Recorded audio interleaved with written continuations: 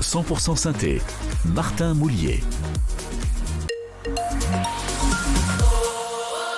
Ce n'était pas forcément une prestation de grand cru samedi dernier face au Clermont Foot 63. L'AS Saint-Etienne s'est tout de même imposé 1-0.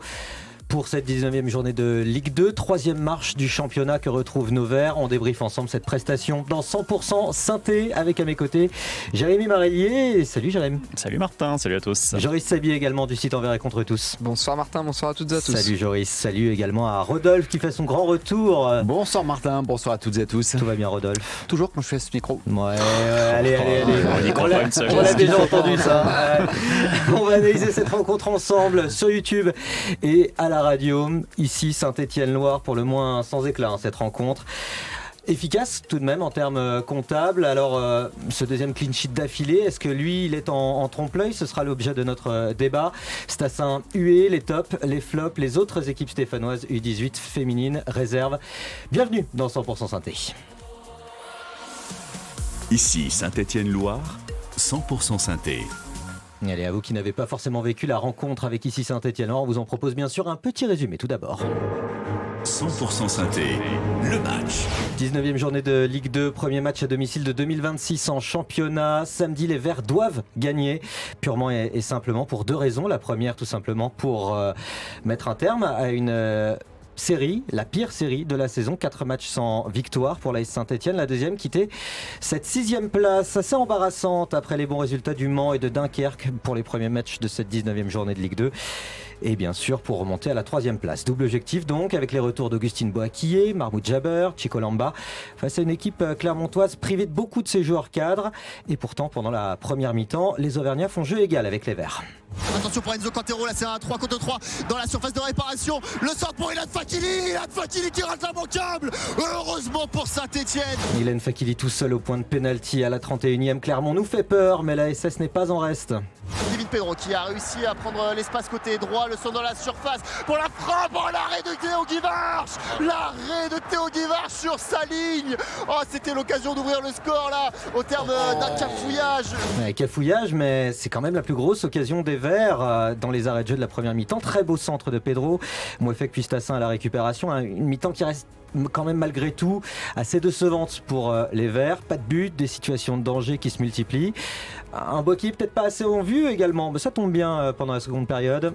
La bonne petite passe de Boakillé pour Lucas Tassin. Et la frappe et le but Boakillé qui vient délivrer le stade Geoffroy Guichard comme à l'aller. C'est sur une passe décisive de Lucas Tassin qu'Augustine Boakillé vient marquer ce but. Le petit 1-2 avec Lucas Tassin. La talonnade, la frappe à terre d'Augustine Boakillé. Magnifique combinaison à la 55e entre Stassin et Boakillé. Ça fait 1-0 pour les Verts. Dans le momentum, les Stéphanois ratent de peu d'ailleurs le 2-0, puis entrent dans une phase de gestion un peu angoissante celle-ci.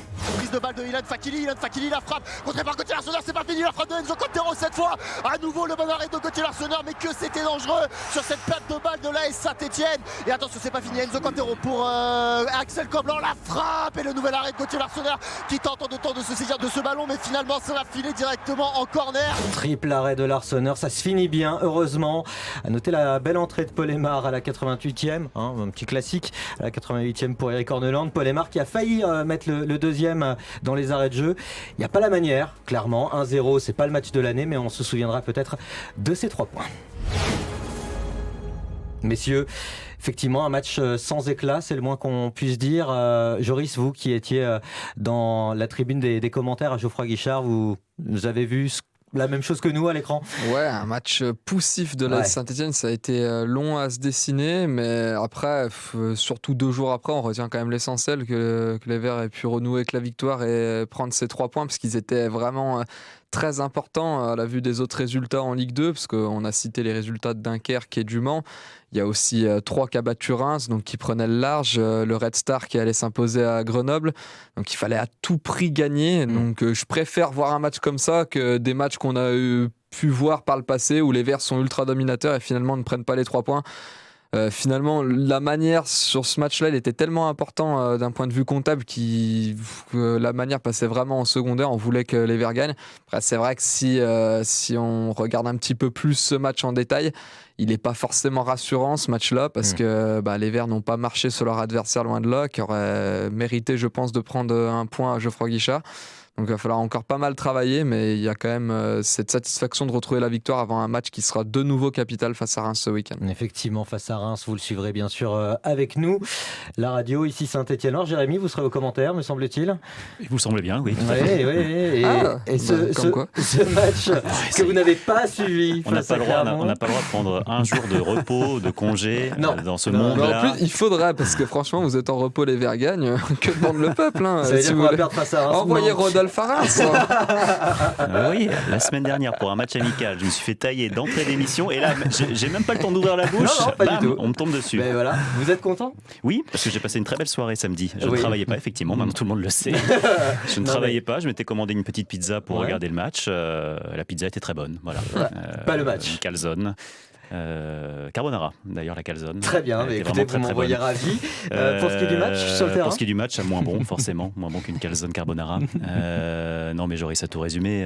La manière, finalement, quand on voit ce résultat, elle importe un peu, on va en débattre bien évidemment, mais l'important c'était de renouer avec cette victoire qui fuyait les Verts depuis maintenant bien trop longtemps, des équipes de tête qui, elles, accumulent les points, notamment 3. Il fallait s'imposer, les Verts l'ont fait pour relancer, on espère, une dynamique davantage positive, mais que ce fut poussif, notamment cette première période où il s'est quasiment rien passé, très peu de rythme, très peu d'intensité, comme s'il y avait une sorte de pression qui était au-dessus des épaules des Stéphanois par rapport au contexte de cette journée-là. Et voilà, je ne vais pas faire de poésie, mais il y a Emmanuel Mouefek à la fin du match au micro du diffuseur qui a juste dit qu'ils avaient fait une première mi-temps de merde. C'était un peu le cas, voilà, clairement, du côté de l'AS Saint-Etienne. Heureusement, il y a eu 10 premières minutes peut-être en seconde période qui leur ont permis de faire la différence et d'aller chercher l'essentiel, à savoir les 3 points. Exactement ce que nous a dit Yvan de la Chapelle-d'Aurec dans l'après-match. Je vous propose d'écouter un petit peu sa prise de parole. Autant en première mi-temps, j'ai trouvé ça soporifique et d'une neutralité absolue. Autant le retour de deuxième mi-temps, on avait l'impression qu'il y avait eu 11 changements. Sur le début de la deuxième mi-temps, on a l'impression que c'était plus les mêmes bonhommes. Rodolphe, première mi-temps, c'est la soupe froide. La deuxième, c'est la calzone carbonara. Ouais, soporifique, je trouve un peu dur. Il y a eu des choses intéressantes. Pas forcément du côté stéphanois. Moi, j'ai trouvé que cette formation de Clermont, notamment, m'a plutôt étonné. En revanche, j'ai été surpris de l'attitude. Enfin, on attaque une journée où Joris le dit très bien. Il vous faut absolument une victoire pour raccrocher le wagon de tête. Moi, voir démarrer cette équipe-là de cette manière-là, sur ce match-là, non, je trouve que ça n'est pas acceptable. En tout cas, ça n'est pas acceptable dans le sens où les mots d'Éric Orneland ne passe pas auprès de son groupe, c'est pas possible. Il peut pas leur demander d'attaquer pied au plancher comme il nous le dit, avec de l'intensité, et voir ce qu'on a vu sur ces 45 premières minutes. C'est là où ça me dérange. On est à la 19e journée, on n'a toujours aucune certitude, que ce soit sur une composition d'équipe, que ce soit sur un état d'esprit, que ce soit sur un résultat. Évidemment, l'essentiel est là. 3 points. Et je crois qu'il fallait ces 3 points. Ils étaient indispensables. En revanche, ça m'inquiète pour la suite. Alors justement, si je peux me faire l'avocat du diable, quand même, il me semble que les Verts pressaient haut pendant la première période. Le manque d'envie, on voulait peut-être pas forcément. Alors oui, ça manquait d'intensité dans les derniers mètres. Jérémy me regarde avec un regard de poisson mort. Ce qui me... Oui, parce que j'ai essayé de réfléchir où vous voulez en venir dans cette volonté de presser haut. Enfin, j'ai pas vu de volonté de presser haut, d'agresser l'adversaire. Non, justement, j'ai trouvé que par rapport aux autres matchs, je trouve que souvent les 10-15 premières minutes de l'AS Saint-Etienne sont très hauts sur le terrain avec un gros pressing et beaucoup d'intensité. Autant je suis d'accord avec Jérémy, je ne l'ai pas trop ressenti face à Clermont, face à Auxerre dans le match amical. Franchement, pendant 10 minutes, on ne les voit pas, les Auxerrois, et ça se termine par ce but d'Irvine Cardona. Et je trouve que l'AS Saint-Etienne a souvent fait ça. Pendant 10 minutes, on se dit ah ouais, on a une équipe là qui est capable de presser haut. Et d'ailleurs, c'était le cas la saison passée en Ligue 1, où on était capable, même parfois pendant une demi-heure, voire même une mi-temps, de faire déjouer des équipes comme le Paris Saint-Germain, et derrière de totalement passer à côté d'une seconde mi-temps et d'en prendre 6. Et là, j'ai trouvé que ça a été un peu l'inverse. Les Verts ont mis les 10 très bonnes minutes de ce match. Elles ont eu lieu, comme on l'a dit tout à l'heure, de retour des vestiaires, où là, on a vu quand même une équipe, le but. Franchement, je me mets à la place de quelqu'un qui voit le résumé, il voit le but, il se dit ah ouais, Saint-Étienne ça joue quand même. Franchement, c'est pas ce qu'on a vu pendant tout le match. 50-50 de possession à la mi-temps entre Clermont et l'AS Saint-Etienne, à peu de choses près. Effectivement, c'était vraiment jeu égal, Jérémy. Ouais, c'est ça, jeu égal, non. Enfin, si Clermont revient à la pause avec un but d'avance, il n'y a pas scandale là-dedans, notamment l'occasion de Fakili. Qui l'envoie juste au-dessus de la barre de Gauthier Larsonneur sur ce contre où Michael Nadé se fait prendre de vitesse. Non, enfin Clermont aurait pu et dû mener à la mi-temps. Et oui, il y a eu un véritable changement du côté stéphanois au retour des vestiaires, heureusement, avec 10 minutes qui ont été positives, conclues par ce but superbe d'Augustine Boakye. Mais si vous voulez vraiment vous faire l'avocat du diable, Martin, parce que vous avez très envie de le faire à chaque fois, est-ce qu'on peut... je sais pas, je vous pose la question, les gars. On a eu Le Mans, 0-0. On a ce match contre Clermont avec un petit but qui nous aura suffi à ce score d'1-0. Est-ce qu'on n'a pas une évolution du côté de la SS, alors voulu ou subi, mais de mettre moins de folie dans ces rencontres-là pour essayer d'avoir un peu plus de contrôle, de se dire ok, c'est la Ligue 2, pourquoi pas juste essayer de s'imposer 1-0. Je me fais l'avocat du diable, parce que même moi je suis pas convaincu de ça. Mais est-ce qu'on peut se poser la question, messieurs? Je suis assez d'accord, parce que moi je me suis effectivement posé la question. Je me suis dit, c'est une autre méthode, une autre manière d'aborder les rencontres. Mais ce qui me fait dire que non, finalement, c'est que, vous le dites, on le dit tous, au retour des vestiaires, ils mettent 10 minutes où ils mettent vraiment ce qu'il faut. Donc je me dis que les mots que je n'ai pas entendus sur cette première période, en revanche, ils ont dû peser au quart d'heure de pause, parce qu'on a dû leur faire passer le message aux joueurs que ça ne suffisait pas. Donc du coup, c'est pas une non, du coup, je me suis posé la question pendant le match, tiens, une autre manière de gérer, notamment, vous savez, ces matchs à domicile où vous êtes forcément haut, avec un bloc haut, parce que vous savez forcément que l'équipe va vous attendre. Donc je me dis qu'il y a une autre manière d'aborder les rencontres. Et finalement, non, c'est pas le cas. Donc finalement, c'est le mal, parce que je dis mal, parce que honnêtement, voir cette équipe-là me dire qu'elle est encore que 3e avec ces joueurs-là, il manque encore. Alors peut-être ce qui va venir là avec ces résultats, c'est cette confiance qu'ils n'ont pas encore tous les joueurs, n'ont pas tous cette confiance-là. Mais avec la confiance, j'espère voir un autre visage de l'AS Saint-Etienne. Joris, vous aviez aussi une moue un peu dubitative. Ouais, je suis pas sûr. Ouais, je pense qu'il y a eu sur cette première mi-temps, il y a eu en fait des joueurs qui n'étaient pas à leur niveau individuellement. Alors le collectif n'a pas fonctionné. Mais j'ai trouvé que par exemple un Aymen Mouefek, je ne l'ai pas du tout trouvé au niveau sur cette première mi-temps. Et en revanche, sur la deuxième mi-temps, quand on voit qu'il se met à combiner et tout de suite jouer un petit peu plus haut, à percer cette ligne comme il est capable de le faire, je trouve que c'est un des joueurs détonateurs de cette seconde période. Donc je pense que vraiment ça a été l'affaire de 3-4 individualités qui n'ont pas été au niveau et qui ont entraîné un petit peu tout le monde vers le bas. Et sur cette seconde mi-temps, tout le monde s'est un peu sorti le bleu de chauffe et c'est reparti. Je ne suis pas sûr qu'il y ait vraiment une volonté d'aborder les matchs différemment. Franchement, voir Horneland se renier plus d'un an maintenant, je ne l'ai jamais vu. Je ne suis pas sûr qu'on y assistera un jour. Ouais. Mais non, je pense que les Verts vont toujours vouloir attaquer avec beaucoup d'intensité. Maintenant, en fait, ce que disait Horneland à longueur de conférence de presse, il va falloir trouver cette consistance, être capable que ce niveau de jeu qu'on voit parfois pendant 10 minutes, comme là, 10 minutes en seconde période, qu'on le voit, je dis pas, même les très fortes équipes, elles l'ont pas pendant 90 minutes, leur meilleur niveau. Mais si déjà on peut tendre vers l'avoir 45-60 minutes, et après savoir faire le dos rond, ça sera déjà pas mal. Après, messieurs, n'oublions pas que c'est un clean sheet, deuxième d'affilée, et parlons-en. Exactement. Bien sûr. Un beau clean sheet, hein, Jérémy? Pourquoi vous me relancez comme ça? Parce que je sens que vous allez défendre un point de vue qui ne va pas plaire à Eric Horneland, qui améliore sa défense de jour en jour. Ah, donc vous êtes l'avocat d'Eric Horneland, c'est ça? Pas du tout. Ouais. Mais non, mais si, parce que je crois que très bien. C'est l'heure de passer au débat. Ici Saint-Étienne-Loire, 100% synthé. Martin Moulier. Les opinions tranchées et surtout les professionnels qui s'affrontent. C'est un petit peu ce qu'on vous propose dans 100% synthé. Les observateurs tels que Joris Sabi et Jérémy Professionnel, Marié. je suis pas sûr. Observateur peut-être un petit peu. Oui, on observe, ça c'est sûr. On regarde. En tout cas, c'est un grand professionnel qui va vous arbitrer. Rodolphe Montagnier, moi j'en pouvais plus là. Un grand observateur. Là, les derniers débats, il a fallu que je tranche. Je voulais pas me mouiller, ils me font peur. Je m'occupe de ça. Allez, très bien, merci Rodolphe. Débat qui porte justement sur la défense, le clean sheet, deuxième d'affilée. C'est un résultat qu'on n'avait pas vu depuis la 3e journée de Ligue 2 tout de même. Et le 4-0 face à Rodez, enchaîné par le 1-0 face à Boulogne. C'est rassurant, en trompe-l'œil. Est-ce que c'est justement un beau motif de satisfaction pour cette ASS que ce clean sheet? Je vous laisse vous écharper, messieurs, sur la question. Joris. Vous voulez que je commence ? Bah allez, vous avez 40 secondes. C'est parti. Alors. Moi je trouve que c'est rassurant parce que si on a longuement parlé justement du jeu stéphanois qui n'était pas au rendez-vous ce week-end, le fait que l'AS Saint-Etienne arrive à enchaîner un second match sans prendre de but, c'est vraiment intéressant.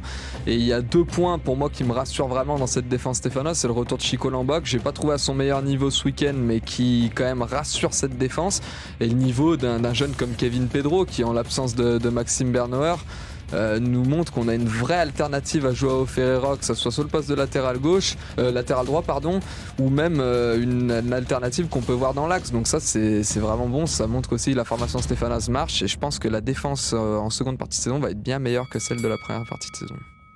C'est fini. Sur le gong, Joris Sabi qui dit que oui, c'est rassurant ce clean sheet. Alors, attendez, j'espère vraiment qu'on aura une défense plus rassurante qu'en première partie de saison, qu'elle sera meilleure, oui, parce que si on se prend 80 buts, effectivement, là... Alors, il me semble pas qu'il y ait eu 40 buts en première partie de saison. Je suis très attaché aux chiffres, monsieur Marie. Alors, je vérifierai ces stats comme vos tableaux, je les vérifie systématiquement de toute façon. Je préfère ne pas... Jérémy, il y a besoin de débattre, vraiment. Ah bah allez, c'est parti, 40 secondes.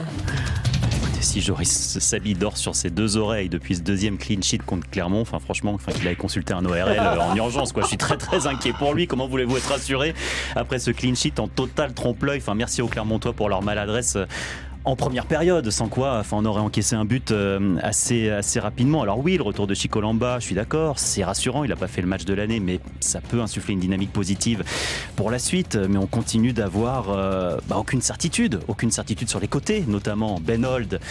Ça bricole, Kevin Pedro, oui ok, mais ça bricole, donc non, je serai rassuré dans quelques semaines si ça continue, mais là c'est beaucoup trop tôt pour tirer des conclusions définitives et être rassuré, comme Joris Sabi. Vous voulez continuer ? Non. Très bien. Ben Holt de Sabricole, j'ai bien aimé cette punchline, Rodolphe Montagnier. Voilà, mais en fait, si on fait des rimes, on gagne un débat. Alors, je vous invite au prochain débat de venir avec un poème. Il n'y a pas de souci. Rodolphe, c'est toujours le même rib pour les... Non, c'est juste comme ça que je sache bien. Pedro, c'est costaud. Comme ça, voilà. Oh, okay, Pedro, c'est costaud, Rodolphe. Très bien. Je trouve que vos rimes sont vraiment beaux. Du coup, néanmoins, messieurs, moi j'ai quand même le sentiment qu'après 2 petits matchs, je ne vais pas me contenter de ça, effectivement. Moi, cette défense-là, elle me rassure pas totalement, même si, une fois de plus, je suis de votre avis. Le retour de Chico Lamba est très rassurant. Je l'ai dit aussi. Pedro, il a repris tous mes arguments. Kevin Pedro est un joueur très très intéressant, vraiment un joueur très intéressant. En revanche, effectivement, moi je trouve qu'à gauche ça penche trop. Et puis surtout, j'ai encore pas vu ça, messieurs, on va sûrement en parler. Je les ai pas vus, je vous promets, je ne les ai pas vus, mais je suis persuadé que le joueur qui a la meilleure note sur ce match-là, c'est à mon avis un défenseur. Et à mon avis, le dernier défenseur. Et quand votre gardien a la meilleure note d'une équipe, c'est jamais très bon signe. Non, mais même c'est pour la rassurant défense, pour même pour Joris l'équipe. C'est très rassurant pour Joris Sabi. Le gardien fait partie de la défense. On a besoin d'un gardien qui soit au niveau. Donc, les tops, les flops, on verra ça merci pour ce plus point, tard. en tout cas. On verra si effectivement le portier stéphanois a la meilleure note. Gauthier Larsonneur, après son triple arrêt notamment. C'est vrai que c'est pas forcément rassurant. D'autant que, oui, je suis un peu d'accord, effectivement. Vous n'aviez pas forcément une posture facile à défendre, Joris. On a quand même choisi, en même temps, il le pense. On m'a appelé tout à l'heure, on m'a dit c'est soit tu défends ça, soit tu fais pas l'émission. Alors je me suis dit je vais pas mettre en péril cette émission. Et la rédaction vous remercie. Non mais on a quand même eu des Clermontois qui n'arrivaient pas à finir. C'était maladif, quoi. Ils n'arrivaient pas à arriver à faire une finition. On n'a pas vu la défense la plus souveraine, celle sur laquelle on aimerait pouvoir s'appuyer depuis le début de saison. Par contre, ce que j'aime quand même dans cette défense-là, et c'est peut-être dû aussi à la maladresse des Clermontois, c'est qu'on prend plus, comme c'était passé un temps, le but sur la première occasion de l'adversaire. Ça, c'était un signe de fébrilité, je trouve, monstre, et ça n'a pas été le cas ce week-end, ça n'a pas été le cas non plus face au Mans. Donc j'imagine qu'il y a quand même un petit peu de mieux. Et j'ai quand même l'impression que les attitudes défensives sont meilleures, même au niveau de Ben Holt par exemple, même s'il n'a pas été encore parfait. Je trouve qu'il est en train de parfaire un peu cette attitude de défenseur. Je l'ai trouvé meilleur, moi en tout cas sur ce match-là, que sur ses premiers. Oh, vous êtes gentil. Alors, moi, c'est vraiment mon ressenti. Je l'ai trouvé moins en difficulté, qu'il a été moins pris dans son dos. Alors bien sûr, il a ce côté il y a ce côté du pied aussi où il se remet toujours sur son bon pied, c'est un petit défaut qu'il a, mais par contre je l'ai trouvé quand même mieux placé, et puis surtout qu'il a apporté monter offensivement, pardon. Et bon, après, surtout, je pense que cette défense-là va être stabilisée une fois qu'elle aura ses titulaires au poste. Benold, c'est du dépannage qu'il fait malgré tout. J'espère qu'Ebenezer Anan va bientôt revenir et qu'il reviendra à un niveau supérieur à celui auquel on l'a vu en première partie de saison, parce que pour le moment, que ce soit lui ou Ferreira, ils n'ont pas donné en entière satisfaction, en tout cas pas ce sur quoi ce qu'on attendait, Rodolphe. En tout cas, on est tous d'accord pour dire que c'est un petit miracle si on n'a pas pris deux buts face à Clermont, au moins, parce que vraiment c'est une équipe qui méritait au moins de marquer ce but avec un peu plus d'aisance technique, un peu plus de justesse. D'ailleurs, on voit Grégory Proman, là, on en parle à la fin, un peu plus de justesse, il mène à 0. Et là, sur celle de Fakili notamment, où il a largement le temps de contrôler, bien sûr. Il peut faire beaucoup mieux. Mais moi, je me place dans la situation de Joris. Je me dis que la confiance, elle revient aussi avec ce genre de situation. Vous prenez pas de but, vous gagnez. Voilà, ça permet de tourner une page et de se dire, oh, allez, on avance. Là, on avance. Après, c'est vrai qu'on parle de l'absence de justesse des Clermontois, l'absence de justesse côté attaque de l'AS Saint-Etienne. C'est vrai que les Verts aussi avaient l'occasion de se mettre à l'abri avec un 2-0, Jérémy, à plus d'une fois. C'est pas forcément ce qui s'est passé. Donc, solidité défensive avec ce clean sheet et peut-être manque d'aisance avec l'attaque. Vous voulez que je dise du mal à longueur de journée de la Saint-Etienne, en fait, bien c'est mon but. ça, ouais. Merci. C'est bien mon but. Et pourtant, Zuriko Davitashvili n'était pas là. Attendez, les gars. Non, mais on peut. Alors, ok, Rodolphe Montagnier me lance là-dessus. Zuriko Davitashvili, qui donc n'était pas là, qui donc n'a pas démarré son 6e match de la saison à l'AS Saint-Etienne, ce joueur indispensable, voilà, l'atout numéro 1, comme on le dit, de l'AS Saint-Etienne, Zuriko Davitashvili. Le 6e match où il démarre pas, bilan 5 victoires, 1 match nul pour l'AS Saint-Etienne. Voilà. Il a actualisé son tableau. Alors c'était quand même le même qui nous disait que j'ai trouvé qu'offensivement c'était dur, il n'y avait pas d'intensité. Et maintenant il vient à se réjouir qu'il manque Zuriko Davitashvili alors que c'est un des détonateurs offensifs. Et ça, j'arriverai jamais à le comprendre. J'avoue que moi j'aurais bien aimé voir un Zuriko Davitashvili sur la pelouse face à Clermont, et je pense que on aurait vu une autre première mi-temps. Oui, peut-être qu'on aurait pris 2 buts aussi. Ah, peut-être. On va pas refaire le match avec des Si, j'ai bien envie qu'on refasse le match si Zuriko Davitashvili avait été sur la pelouse. Écoutez, Jérémy, vous serez tout seul pour cette émission qui paraîtra en 2028. Merci, messieurs. Non, on parlait justement de l'attaque et peut-être... oui, parce que vous m'aviez posé une question avant, c'est ça, hein. Non, mais pas forcément. D'accord. On va aller sur un attaquant qui s'appelle Lucas Nassin et qui a été hué lors de sa sortie à la 92e. Ça aussi, c'est une spéciale ordonnante. Ici Saint-Étienne-Loire, 100% synthé. Martin Moulier. Et l'attaquant star des Verts de la première partie de saison n'a pas retrouvé le chemin des filets depuis longtemps et forcément ça agace les supporters. Écoutez un petit peu ce que ça a donné dans les stades Geoffroy Guichard. Erwin Cardona qui va rentrer et qui va prendre la place de Lucas Tassin. Aïe, il se fait siffler en plus. Lucas Tassin sifflé effectivement lors de sa sortie à la 92e. Bon, en plus pour un changement, Erwin Cardona, je pense qu'il était content de rentrer pour 2 minutes. Non, un Lucas Tassin sifflé et pourtant auteur d'une passe D. Joris, je crois que ça avait été votre billet, notamment d'humeur de ce lundi matin. De ce matin, non, j'ai pas du tout aimé. Je crois que j'en avais déjà fait un. D'ailleurs, on parlait de Zuriko Davitashvili. Je crois que j'avais déjà fait un billet d'humeur un peu de ce style. Davitashvili qui avait été sifflé, je crois, face à Pau. Et en fait, je comprends pas. Je veux dire, on siffle un joueur. Alors, certes, il a pas fait le match de sa vie, Lucas Tassin, mais ça n'a pas été le plus mauvais, j'ai trouvé. J'ai trouvé qu'il avait été plutôt intéressant dans certaines phases de jeu. Il fait cette passe décisive. Je trouve qu'il décante quand même la situation. Il faut aller la chercher, la talonnade. Voilà. Alors après, je sais même pas si ça lui sera compté d'ailleurs comme une passe décisive parce qu'elle est un petit peu contrée. Mais franchement, c'est très sévère. Puis en fait, moi, j'arrive pas à comprendre le concept de siffler un de ses joueurs, prendre en grippe un de ses joueurs. Enfin, on se dit qu'il va être meilleur après ça, on se dit tiens, il s'est fait siffler, il va retrouver de la confiance comme ça. Enfin, en fait, j'ai du mal à trouver l'intérêt là-dedans. Alors attention, on parle hué, je trouve que c'est un mot fort parce que moi qui étais au stade, en fait, c'est ce que je disais ce matin, 100 siffleurs seront toujours plus entendus que 900 qui applaudissent. Donc c'était pas une majorité du public stéphanois qui l'a sifflé, mais malgré tout, il y avait des sifflets présents et je trouve ça, on vante à longueur d'émission et à longueur de journée le public stéphanois et à juste titre parce que c'est un public exceptionnel. Regardez les affluences en Ligue 2, aucun club n'est capable de le faire. Mais autant ça ne représente en rien les valeurs de ce public-là. Et je pense que d'ailleurs tous ceux qui n'ont pas sifflé seront un peu d'accord avec moi. Moi je me retrouve pas en tout cas dans ces supporters-là qui sifflent un joueur qui défend nos couleurs. 24 000 supporters, même avec un COP fermé, effectivement, ça fait un peu tâche que de voir un peuple vert désuni sur cette question-là de Stassin. Moi, je l'ai ressenti au stade. Alors, je suis d'accord avec Joris. D'abord, hué, je trouve que c'est fort parce qu'il a été sifflé, plus exactement, mais vous avez rectifié. Et moi, j'ai ressenti plus, c'est sa situation, c'est pas sa prestation de ce soir qui, pour moi, pose un problème, c'est sa situation de l'AS Saint-Etienne à l'AS Saint-Etienne.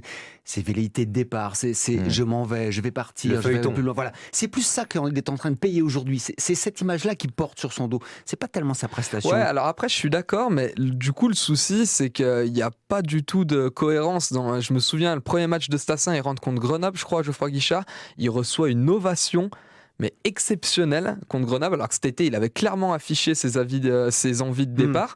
Cet hiver, il n'a pas communiqué, mais par la voix de son père, qui a communiqué chez nos confrères du Progrès, on nous dit qu'il n'a pas forcément d'envie de partir. Je pense qu'il n'a pas les mêmes offres que cet été non plus.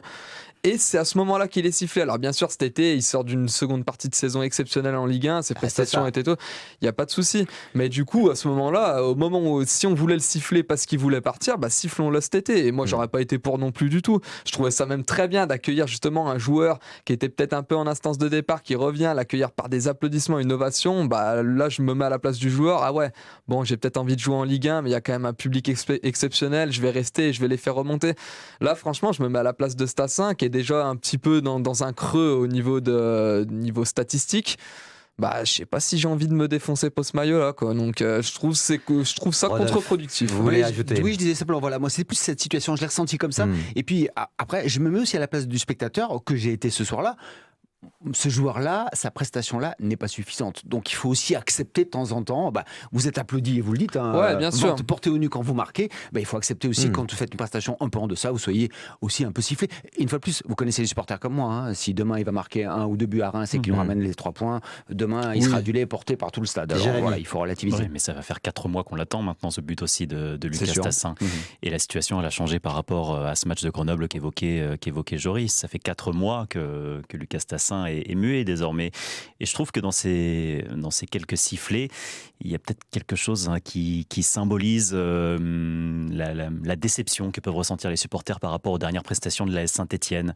Et Stassin cristallise un petit peu un projet stéphanois, un projet qu'il meurt, qui dans les prestations, dans la qualité sur la pelouse, n'avance pas. Aujourd'hui, Stassin, c'est la vitrine de ce projet quand même. Enfin, on le présente comme ça depuis maintenant son arrivée à l'AS Saint-Etienne, et voir un Lucas Stassin qui n'avance pas aussi vite que prévu aujourd'hui, dans un projet stéphanois qui n'avance pas aussi vite que prévu aujourd'hui, ça peut expliquer ces quelques sifflets lors de sa sortie, mais qui ne sont pas évidemment quelque chose de positif pour la suite, pour l'international espoir belge. Messieurs, je voulais vous demander de réagir à cette intervention de Charles dans l'après-match que j'ai trouvé assez juste. Charles de Sény dans l'Ain qui nous a appelé et qui nous a dit que pour lui, Stassin avait évolué.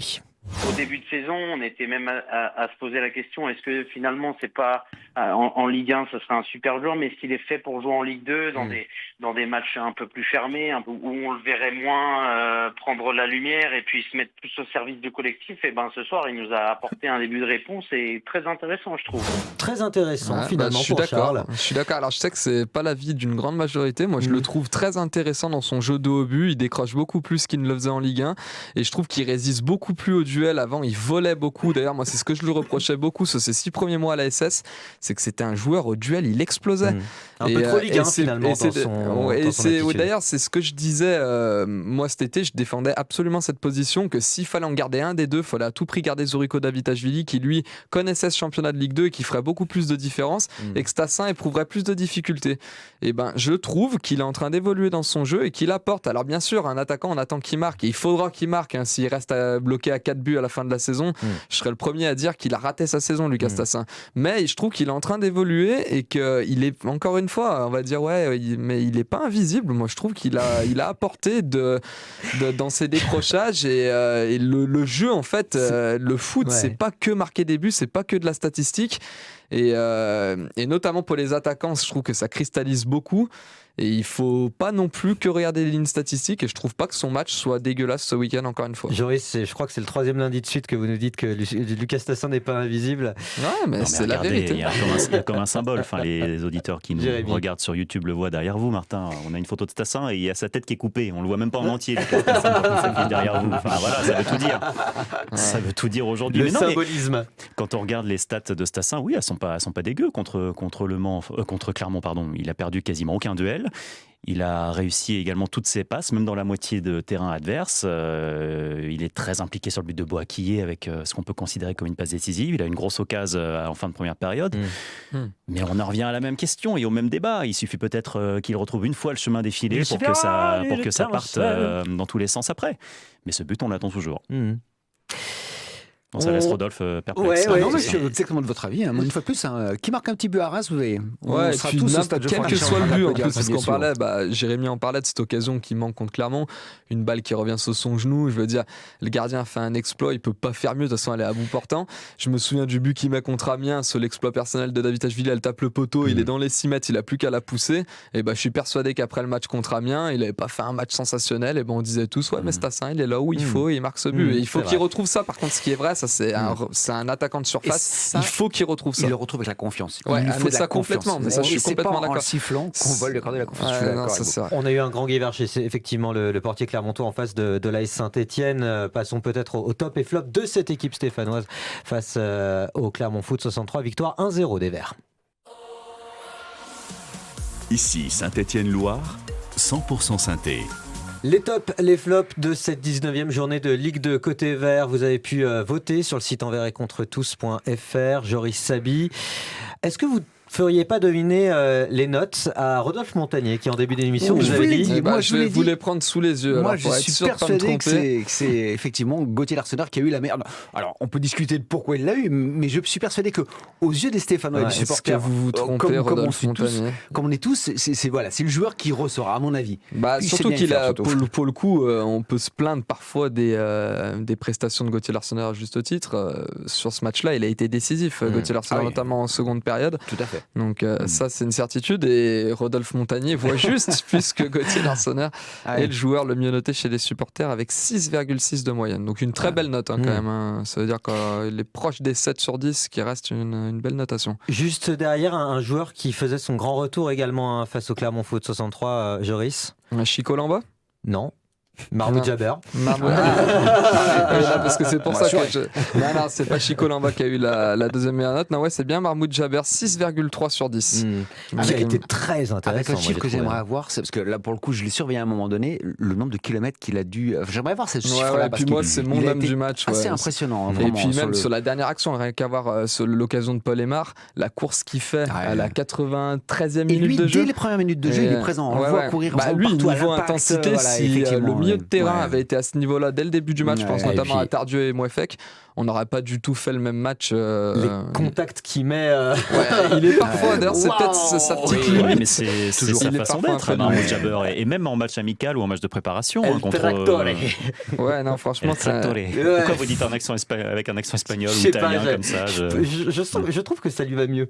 D'accord. Non, mais laissez tomber. Non, mais c'est son style à Mahmoud Jabber, et même ce que je disais dans des matchs amicaux, celui contre Auxerre il y a quelques jours qu'on a vu, qu'on a assisté avec Joris, les Auxerrois ils s'en sont pris plein aussi de la part de Mahmoud Jabber. Dans un match, mais d'ailleurs on se faisait la remarque avec Jérémy Marié, un autre match amical qu'on avait vu cet été dans un chaudron à huis clos, je sais plus, c'était 3, voilà. Contre 3. Et moi c'était le premier match que je voyais de Mahmoud Jabber, mais j'étais choqué. Il avait réussi à prendre un jaune et on se regardait avec Jérémy, on disait mais il va être capable de prendre un rouge sur un match amical. Alors pas des grosses fautes, mais tout le temps en retard, une petite semelle par-ci par-là. Et on s'était dit là on a recruté vraiment un joueur qui va être embêtant pour les équipes adverses. Et puis en plus c'est marrant parce qu'il revient de 5 matchs d'un match, 2 matchs de suspension après 5 un seul match de suspension après 5 jaunes. Et en fait c'est un peu le gamin qu'on a dû oublier, qu'on lui a dit tu recommences pas. Non. Mais c'est malheureux, mais il en faut des joueurs comme ça en fait dans une équipe qui sont capables parfois de casser le rythme, aussi de casser certaines transitions. C'est que Saint-Etienne souffre beaucoup dans les transitions. Mahmoud Jabber là-dedans, il apporte toute son expérience et il est vraiment important. Alors c'est vrai que Mahmoud Jabber deuxième, finalement c'est assez paradoxal de ne pas voir le buteur Premier ou deuxième, Boakye il est troisième. Ouais. Il est troisième, aussi de retour de suspension, tout comme Mahmoud Jaber. Ils sont pas loin, il est à 5,93, donc il est quasiment au même niveau que Mahmoud Jaber. Mais je suis assez d'accord parce que Boakye, sur sa première mi-temps, on le voit moins aussi. Et Mahmoud Jaber, c'est le seul qu'on a vu pendant 90 minutes, je trouve. Donc moi, Mahmoud Jaber, je l'aurais presque même mis au-dessus de Gauthier Larsonneur parce que je l'ai trouvé vraiment bon sur ce match-là. Ouais, Jérémy, effectivement, ce trio de tête, Jaber qui a vraiment laissé une forte impression chez vous. Ouais, une forte impression dans l'impact qu'il peut mettre. Pourquoi ça vous fait rire? Non, je sais pas. Parce que la tournure de phrase forte impression. Mahmoud Jaber, donc. Écoutez, oui, si vous voulez. Mahmoud Jaber m'a fait une forte impression. Voilà. Non, qu'est-ce que je voulais dire du coup? Ça m'a totalement perturbé. Je suis désolé. Je voulais aborder Augustin Boakye qui a été discret comme beaucoup d'autres de ses coéquipiers en première période, mais alors on a eu un débat sur Zoriko Davitashvili, le détonateur, mais pour moi le vrai détonateur de cette équipe stéphanoise, c'est Augustin Boakye. Quand il est là, l'ASS fonctionne davantage. Il peut mettre du lien entre les joueurs. Enfin, il n'y a qu'à voir cette action qui amène le but. Elle est magnifique. Et Augustin Boakye en fait partie avant d'en être à la finition. Et dans les statistiques, que ce soit en termes de buts, en termes de passes, il réalise vraiment une très très belle saison. Augustin Boakye, pour moi, c'est l'atout numéro 1 offensif de cette équipe. Et il est l'un des rares qui ose frapper de loin. Parce que lui ose frapper de la surface de réparation. On a encore peu de joueurs qui font ça, malheureusement. Miladinovic, lors de sa rentrée. Oui, malheureusement. Ça, c'était une passe D. Une belle rentrée de J'appelle pas ça des frappes. Miladinovic. J'appelle pas ça des frappes. C'est autre chose. Mais sans rire, je veux pas apporter de l'eau au moulin à Joris Sabi parce que je trouve que souvent il en fait trop sur Igor Miladinovic, mais sa rentrée face à Clermont était très intéressante. Ouais, c'est le seul qui rentre en fait, pas dans les dernières minutes de jeu, à la 70e. Ouais, c'est ça, 69 je crois exactement. Et il avait du jus. Il fait une bonne. Alors j'ai trouvé que son entrée elle s'est divisée en deux. Il fait 15 très bonnes premières minutes jusqu'à la 85e et il a ce 85e et le temps additionnel où il perd 2-3 ballons un petit peu où il peut soit les conserver. Il aurait fallu le ressortir. Pardon ? Il aurait fallu le ressortir, je suis d'accord. Non, peut-être pas jusque-là, mais bon, non, je trouve qu'il a fait une entrée intéressante et finalement en sortie de banc, on peut se rendre compte aussi que des fois il apporterait peut-être plus qu'en débutant un match. Donc ceci dit, franchement, vu la première mi-temps, il aurait pu le débuter ce match, ça aurait pas fait tâche, je pense. Non, effectivement. Pour la suite, alors bon, on va réserver les flops parce que je voulais simplement quand même parler d'un joueur qui n'est pas dans le trio de tête et qui pourtant aurait pu y figurer à quelques dixièmes près. Je pense, il a fait forte impression à de nombreux supporters et il est à quelques points à peine du trio de tête. C'est El Djamali. El Djamali qui était, il est juste derrière Boakye, 5,79. Qui était au micro de Nicolas Georgiou dans l'après-match. Il m'a fait plaisir quand il a pris le micro. Écoutez. Très content. Voilà, Geoffroy Guichard ici, ça me fait très plaisir de jouer ici. Je remercie encore le coach pour la confiance.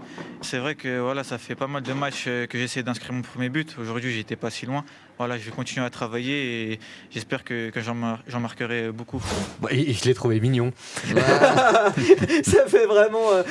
Je suis heureux, quoi. Il était heureux. Ce qui lui manque, c'est peut-être encore d'être peut-être un peu trop mignon devant le but adverse. Oui, aussi. Ouais. C'est juste la finition, en fait. Dans la première touche de balle, il est incroyable. Il a été incroyable, Nadir El Djamali. Dès la première touche, il peut vous éliminer et vous mettre dans le vent son adversaire direct. Dans la capacité à se projeter, à se mettre dans une situation où on pense qu'il va pouvoir adresser une passe D ou mettre un but. Mais il lui manque encore ce tout dernier geste qui là en ferait un joueur là sur lequel vraiment on pourrait s'extasier, je pense. Rodolphe, on en avait parlé de El Djamali lundi dernier, vous n'étiez pas là. Votre opinion sur ce joueur prometteur ? C'est un joueur intéressant. Il faut juste, effectivement, Jérémy l'a dit. Alors vous dites mignon, mais on le sent, on le voit. Joris, vous étiez là à l'interview. D'abord, il vient, pour vous donner un petit peu les coulisses, il a le survêtement du club, tout très propre sur lui. Il s'applique, on voit bien, il est bien propre sur lui, il vient parce que c'est qu'à l'image. C'est le bon élève. Voilà, c'est le bon élève. Et puis surtout, ce que moi j'ai trouvé assez drôle, il est claquette chaussettes, quoi. Vous avez une caméra, donc tout est nickel et on va, il est claquette chaussettes, quoi. Mais c'est son côté, il est nature, il est. Mais Rodolphe est en claquette chaussettes aussi, vous le voyez pas là. On le sent je sens très humble, voilà. C'est lui pour lui, il est presque en train de se dire, je suis Geoffroy Guichard, quoi. Et je trouve ça vraiment rafraîchissant. Après, Jérémy a raison, une fois qu'il aura pris un peu d'expérience, c'est un excellent joueur qui aura besoin de travailler comme moi mes deux pieds. Lui, c'est son pied droit, voilà. Son problème, c'est son pied droit. Mais ça va venir, Tardieu, c'est peut-être en revanche la déception du match. C'est vrai que c'est l'homme de toutes les rencontres quasi depuis le début de la saison de Ligue 2 de l'AS Saint-Etienne. C'est le moins bien noté. C'est le joueur le moins bien noté si on accepte Eric Corneland qui est comme d'un 3,2 sur des de toute façon les supporters. C'est comme Stassin qui est sifflé, ça. Ça changera pas. Je pense qu'en fait la manière de manager cette équipe ne passe plus trop. Je pense que même si les Verts gagnent un match avec la manière, il dépassera tout juste les 5 sur 10. Ouais. Voilà, il y a un agacement, après qu'on le comprenne ou pas, mais ça cristallise autour d'Eric Corneland. Donc voilà, et c'est Florent Tardieu qui est le joueur le moins bien noté avec 4,05 sur 10. Pour le coup, là, je suis plutôt d'accord. Je ne l'ai pas trouvé bon ce week-end. Invisible. Je connais plus la statistique des passes, mais il était quand même assez haut. Et en fait, je me souviens de cette phrase, j'ai dit, mais il les a eu où ces ballons touchés Après, il a beaucoup joué latéralement, mais c'est un joueur, je pense, c'était Paul qui le rappelait à ce micro il y a quelques temps. C'est un joueur qu'on a surutilisé, Florent Tardieu. Je pense qu'il y a une fatigue, ce qui est tout à fait normal. C'est un joueur qui en plus n'est pas le plus jeune de l'effectif, qui enchaîne, qui a fait quasiment tous les matchs depuis le début de la saison. Au bout d'un moment, c'est normal que ça tire un petit peu la langue. Et sur ce match-là, je trouve que ça s'est vu. Et c'est d'ailleurs, il ne faut pas oublier que Florent Tardieu, à la période où on allait un petit peu moins bien, les passages contre Le Mans et compagnie à l'aller, c'est quand même le joueur qui vous tirait vers le haut. Et là, il a une petite baisse de régime, mais que je trouve normale. Et c'est pour ça que c'est bien qu'il y ait quand même des retours de blessures. Et là, c'est là que j'attends un petit peu d'Eric Corneland du coaching. Au bout d'un moment, il faudra le faire souffler, Florent Tardieu, et mettre d'autres joueurs. On a du Paul Aymar qui rentre, qui fait des bonnes rentrées. Igor Miladinovic qui a joué aussi. Il y a du Luan Gadekbekou qui a joué en ce début de saison. On a lancé des jeunes. Il faut en profiter, surtout quand on a Jabber et Mouefek, je trouve. Ça permet d'avoir une ossature d'expérience. Et derrière, on peut se priver d'un Florent Tardieu pour le faire souffler. Jérémy, assez d'accord avec cette analyse? Ouais, mais ce constat-là, on le dresse depuis le début de l'année 2026 du côté de Florian Tardieu. Son match au Mans, il termine sur les rotules, mais fatigué, ça se voyait aller à une demi-heure de la fin. On l'a beaucoup utilisé. Florian Tardieu, il n'y a que 3 joueurs qui ont démarré toutes les rencontres de la Saint-Etienne depuis le début de la saison: Gauthier Larsonneur, Michael Nadet et Florian Tardieu. Donc on est peut-être sur une surexploitation de Florian Tardieu, et si on peut le faire souffler un petit peu, c'est un joueur indispensable aujourd'hui dans le dispositif d'Eric Corneland, si on peut le faire souffler un petit peu en vue de la fin de saison, ça peut être que positif. Nadet qui est aussi parmi le trio quatuor des pire noté avec Hold et Stassin, me semble-t-il. Ouais, voilà, c'est ça. Vous les avez dit. C'est Hold après qui suit Tardieu, Stassin et Nadet qui se tiennent tous un dixième. Mais peu. D'ailleurs, c'est des petits flops, on l'a pas dit. Mais Tardieu avec 4, Mouefek même qui est en dessous de la moyenne, qui a 4,9. Oui. Ça va, ça reste pas, c'est presque la moyenne, on n'est pas sur des flops. Et d'ailleurs, c'est pour les notes très hautes, elles ne montent pas non plus au-delà de 6, hauteur de 8. Donc voilà, c'est un match, je trouve que c'est assez, je trouve qu'il est bien noté ce match-là, parce qu'au final, je trouve qu'il n'y a pas eu de joueurs exceptionnels, mais même s'ils n'ont pas fait une prestation d'enfer, les Verts, il n'y a pas eu non plus de joueurs qui sont passés complètement à côté de leur match. Vous vouliez rajouter, Jérémy? Ouais, juste un mot sur Ben Hold. La passoire. Non. Qu'est-ce qu'il faut pas entendre? Mais non, mais tous les ballons, ils transitent par son côté. De toute façon, tous les ballons passent sur les côtés de notre défense. Et puis Fakili, il était à gauche, il n'était pas à droite, Martin, s'il vous plaît. Non, mais Fakili repiquait dans l'axe après que le ballon soit passé par Ben Hold. Non, c'était Pedro qui a été un peu en difficulté. Vous vouliez dire quoi? Regardez mes yeux de poisson mort là, je sais pas où vous voulez en venir, Martin. Bah écoutez, je sais pas, on a peut-être pas vu le même match, mon cher Jérémy. Non, peut-être pas, effectivement. Non, mais Joris l'a dit tout à l'heure, Ben Hold, j'ai pas trouvé mauvais sur cette rencontre-là. C'est le joueur qui a touché le plus de ballons à l'AS Saint-Etienne. Presque 90. Enfin, ça veut dire quelque chose. C'est pas un joueur qui est à la cave non plus. Ben Hold, c'est un défenseur qui dépanne, qui est encore en phase d'apprentissage à ce poste-là. Et là, aujourd'hui, vous me dites à Reims, si Hanan est dans le coup physiquement, vous mettez qui entre Ben Hold et Hanan? Franchement, moi j'ai une vraie hésitation. Je sais pas si vous la partagez, mais non. Ouais, ok, merci. Moi, l'hésitation, c'est vraiment sur le côté Hanan. Il a plus joué et on sait que la compétition, ça remplacera. Enfin, les entraînements ne remplaceront jamais la compétition. C'est plus là-dessus que j'aurais des doutes. Mais si Hanan est vraiment en pleine possession de ses moyens, qu'il estime qu'il est à 100%, je mettrais quand même Hanan un titulaire au poste, notamment face à Reims qui a d'autres arguments offensifs que Clermont, parce que Fakili, vous l'avez très bien dit Jérémy, il jouait plus du côté de Pedro et d'ailleurs il l'a mis en bonne difficulté sur la première mi-temps. Il s'est bien repris quand même Pedro sur le reste de la rencontre. Et je pense qu'il y aura quand même, notamment, il me semble que c'est le côté de Nakamura. Non, il joue à gauche aussi. Il joue à gauche, non, mais il y a quand même du monde. Je vous le dis, Martin, il joue à gauche normalement, Nakamura. Très bien, merci. En revanche, il offre une possibilité, c'est de se dire que je fais démarrer Ebenezer Hanan sans me soucier de ce qui peut lui arriver par la suite, parce que si jamais il arrive quelque chose, j'ai Benold. Alors que quand ça n'est pas, là, ça pose problème. Quand vous n'avez que l'un ou l'autre, là, il y a possibilité. Mais par Donc contre, je fais démarrer Ebenezer et puis j'ai cette possibilité derrière. On se dirige quand même vers la fin de l'intérim de Benold à gauche. C'est quand même dans les points positifs de ce début d'année, je trouve. On sait que maintenant, on a un joueur qui aura quand même disputé quelques matchs à gauche, et comme le dit Rodolphe, le jour où il faut faire un remplacement à la 70e minute, c'est pas un mec qui découvre le poste comme ça avait été le cas, je crois, à Boulogne, où il rentre. Il était rentré après une blessure et là, pour le coup, il découvre le poste dans une fin de match un petit peu haletante. Je préfère un joueur qui connaît maintenant. Peut-être à mettre au crédit d'Eric Orneland, qui, avec un attaquant, en fait un latéral gauche. Ouais, c'est à mettre à son crédit, mais c'est aussi parce qu'il a voulu sciemment se passer de certains joueurs. Alors, lui ou la direction d'ailleurs, parce qu'on avait un Ivan Masson qui, lui, pour le coup, avait dépanné en tant que latéral gauche, parce que c'est un latéral droit, on va dire, de formation. L'année de la remontée en Ligue 1, il me semble, il avait fait des belles prestations, Ivan Masson, et on avait plus de certitude avec Ivan Masson en tant que latéral gauche que Benald. Mais disons que Benald s'inscrit plus dans le projet long terme de Kilmer. En tout cas, c'est bien 3 gros points qui sont pris face au Clermont Foot 63 pour cette 19e journée de Ligue 2. L'AS Saint-Etienne qui s'est imposé à domicile. Ça va pas être la même paire de manches face à Reims à l'extérieur, qui sont Reims 5e du championnat à 32 points, et si ils gagnent, ils remontent au-dessus de l'AS Saint-Etienne. Il faut vraiment créer le break là pour se donner un petit peu d'air dans le haut de tableau. Ce sera à suivre bien sûr sur Ici Saint-Etienne-Loire. Rendez-vous samedi à 20h pour le coup d'envoi, 19h pour l'avant-match. Ici Saint- Étienne-Loire, 100% synthé. Martin Moulier.